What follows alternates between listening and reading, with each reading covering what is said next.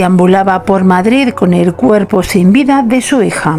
Yo sé de una que hoy os va a contar una pequeña historia sobre la leyenda del doctor Velasco y su hija. Pedro González Velasco nació en Valseca, provincia de Segovia, en 1815. Era hijo de labradores. Pronto se le presentó la oportunidad de viajar a Segovia, lugar donde aprendió latín y consiguió algún dinero ejerciendo como soldado. Tras la muerte de sus padres se mudó a Madrid, donde pasó a servir en casa de varios aristócratas mientras cursaba estudios de anatomía.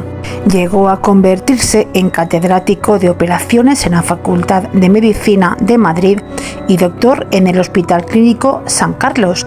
Mientras tanto, desarrollaba su gran pasión, la conservación de cadáveres para la enseñanza. Se dice que llegó a diseccionar más de 8.000 cuerpos. Velasco gozó de gran fama y prestigio como cirujano, siendo considerado uno de los mejores en la España de la época. Reunió una considerable fortuna que le permitió encargar a su amigo y reputado arquitecto el Marqués de Cubas la construcción de una mansión que, además de servirle como residencia, se empleó como museo personal para acoger la colección etnológica que el doctor había reunido a lo largo de sus viajes.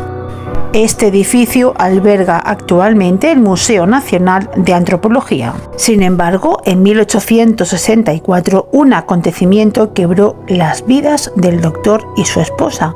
Su única hija, María de la Concepción, contrajo la enfermedad conocida como fiebre tifoidea. La familia rápidamente puso a su hija en manos del doctor Mariano Benavente, padre del famoso Premio Nobel de Literatura Jacinto Benavente.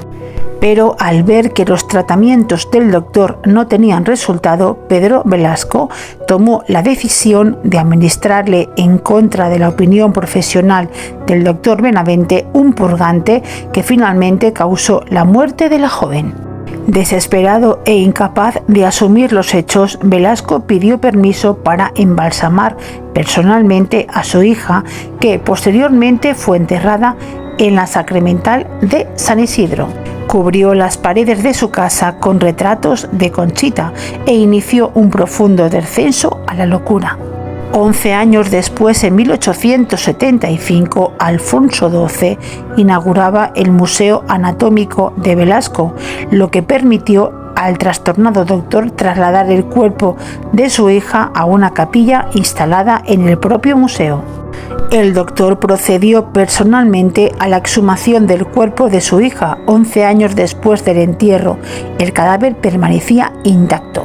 Finalmente, el cuerpo fue colocado en un cuarto del museo envuelto en un sudario, permaneciendo así todo un verano para que los líquidos se evaporasen y el cadáver se momificara. Velasco ordenó que maquillaran a su hija momificada y el cuerpo fue instalado en una de las habitaciones de la casa con un vestido de novia. Se rumoreaba que sentaba a la mesa al cuerpo de su hija, acicalada para la ocasión, y que al atardecer salía a pasear con ella en un coche de caballos por los paseos de Madrid, todos los días al atardecer.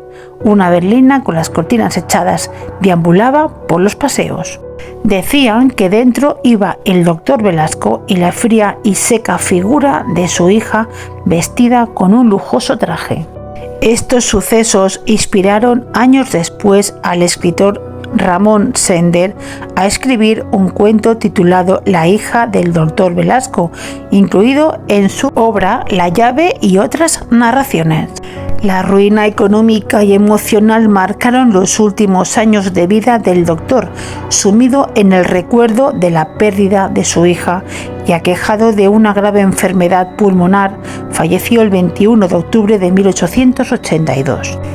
A pesar de que su deseo era que sus restos mortales descansaran junto a los de su mujer e hija en el propio museo, años después su viuda, Engracia Pérez, que nunca aprobó la conducta de Velasco, decidió el traslado del cuerpo de Conchita de nuevo al panteón familiar de la Sacramental de San Isidro, donde actualmente descansan padre, madre e hija.